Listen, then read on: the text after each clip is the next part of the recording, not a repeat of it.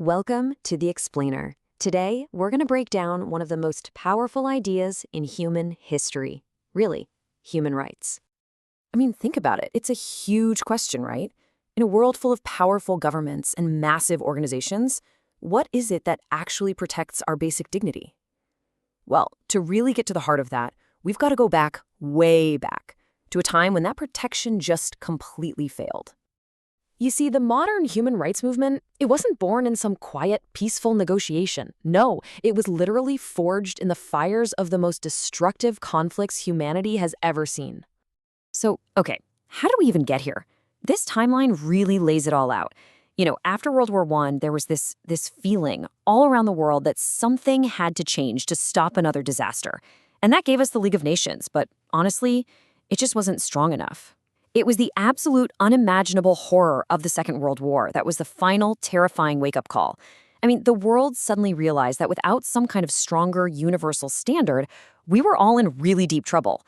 And that realization, it led directly to the creation of the United Nations, which set the stage for something totally new. And that something new was, at its heart, a promise made by the whole world to the whole world. And here it is, December 10th, 1948. This is when that promise became official. And what's just incredible to me is that word you see there, unanimously.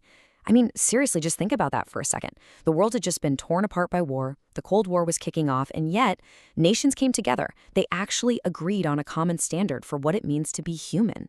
This was the very first time the world collectively spelled out the fundamental rights that every single person should have. And that was a huge deal. It was like creating a shared moral compass for all these different countries and conflicting political systems. But here's the catch. A moral compass is one thing, but the force of law, that's something else entirely. As powerful as this declaration was, it wasn't legally binding. It was just words. So the big question became, how do you turn this amazing promise into actual enforceable law? Well, the UN got to work. Step 1, you've got the UDHR. That set the standard, the big idea. Then came step 2, creating 2 treaties that were actually binding. The first one covered civil and political rights. That's the ICCPR. The second one covered economic, social, and cultural rights, the ICESCR. And when you put them all together, the declaration and these 2 covenants, you get step 3, the result. The whole shebang is what we now call the International Bill of Human Rights. And that's what gave the original promise real legal teeth. Okay, so what are these rights actually built on? What's their foundation? Well, if you look closely, it's like they all share the same fundamental DNA. There are 5 core principles, and they hold this entire structure together. First up, they are universal, and that means exactly what it sounds like. They belong to every single person on this planet. Just because you're human. Doesn't matter where you're from, what you believe, who you love, none of it. It's this incredible idea that our shared humanity is the only membership card you'll ever need. Second, they're inalienable. That's a fancy word, but it means you can't give them away and no one can take them from you. They're part of who you are, not some privilege a government hands out. Even if your rights are violated, they still belong to you. It's like you can't lose your human rights any more than you can stop being human. It's that fundamental. Third, they're interconnected. And the best way to picture this is like a spider's web. Think about it.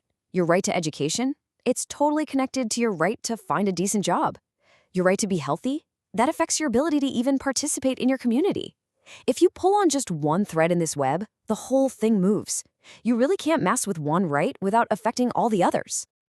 And that leads perfectly into our 4th principle. They are indivisible. This one's simple. You can't pick and choose. A government can't just say, well, we'll give you freedom of speech, but not the right to food. Or, you can vote, but forget about housing. No. All rights are equally important. They have to work together as a complete package to ensure a life of dignity. And finally, number 5, non-discriminatory. You can almost think of this as the principle that holds all the others together. It's the glue. These rights have to be applied to everyone equally, no exceptions, no distinction based on race, gender, religion, anything. Because without this piece, that whole idea of universal rights, it just completely falls apart. This really is the cornerstone of equality. Okay, so let's recap. We have this big promise, it's been turned into law, and it's all built on these 5 super powerful principles. But who actually enforces all this? Who makes sure the promise is kept? Yeah, that's the million-dollar question, isn't it? How in the world do you hold an entire country accountable? Well, the international community has built a pretty complex system designed to do exactly that. So let's break down the main players here. The big hub for all of this is, of course, the United Nations. First, you've got the Human Rights Council. Their job is to review the human rights records of all the member countries. Then there are the treaty monitoring bodies. These are basically committees of experts, and they're the ones who check if countries are actually following the treaties they signed up for. And kind of coordinating the whole operation is the Office of the High Commissioner for Human Rights, also known as the OHCR. Okay, and here's something that's really important to get straight because it can be confusing. We've been talking this whole time about international human rights law. As you can see, that applies to everyone, all the time, in peace and in war. But you've probably also heard of international humanitarian law. That's different. It kicks in only during a war or armed conflict. Its whole purpose is to protect people who aren't fighting. We're talking civilians, medics, prisoners of war, and to try and limit the absolute worst effects of war. So, okay, we've got this huge international system, but how does a treaty that's signed in, Geneva or New York, how does that actually protect someone in their own neighborhood, in their own hometown? Well, it all comes down to this key step. When a country formally ratifies one of these human rights treaties, it's not just for show. It becomes a legally binding commitment. That means the government is now obligated. They have to go back and make sure their own national laws, their own constitution, actually matches up with the standards in that treaty. They have to protect those rights for everyone inside their borders. But here's the thing, and this is where it gets really interesting. The original declaration, the UDHR itself, says very clearly that the job doesn't just stop with governments. This quote right here, from the very beginning of the document, it's basically a call to action for every single one of us. And this points to a really core idea. The responsibility is shared. So yes, of course, governments have the main legal duty. They're the ones who have to pass the laws. But the spirit of the UDHR is that businesses, all kinds of organizations, and yeah, you and me, every single individual has a role to play in building a world where these rights are a reality. And that really brings us full circle, doesn't it? This whole system, this incredible promise that was born from the ashes of war, built into a global legal framework. In the end, it all comes down to us. So the final question, the one I want to leave you with, is this. What is our part in making sure that promise is kept?